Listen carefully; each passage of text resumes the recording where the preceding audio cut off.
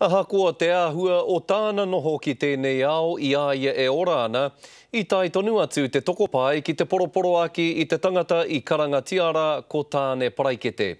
Ko Ben Hana tōna ingoa tūturu e 54 ōna tau. I mate ia I te rā apa I te rā wiki I ngā mate poho kore me ngā mate waipiro.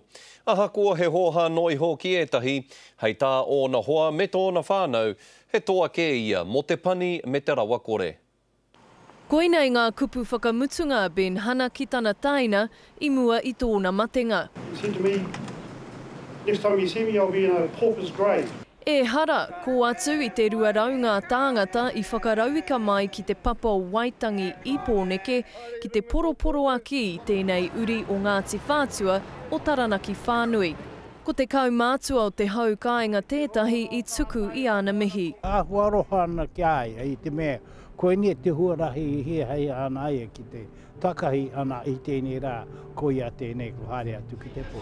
Mō te kaumātahi tau I noho aia Ben Hana I runga I ngā tiriti o Pōneke. Ko te whare pāremata tōna taumata poro te hituatahi. He might not be an icon to some people's eyes, but he's a legend to me. Kare kau ana pūtea hei tuku atu ki ana mokopuna, he aiki ona hoa tata, he whānui he hohonu ake ana taonga. He made people think, and that's what I think was his gift, that he made not just ordinary me and you people, but I'm talking about the people that sit on those in the bee's nest, you know, made them people think. Engari he tūreiti pēr te whakaaro mo tēnei tangata e noho kāinga kore ana.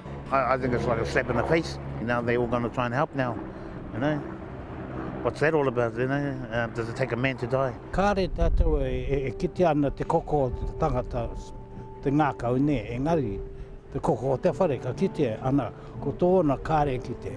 Ko nehua a Ben Hana ki te urupā o Makara. Jasmine Pearson, Te Karere.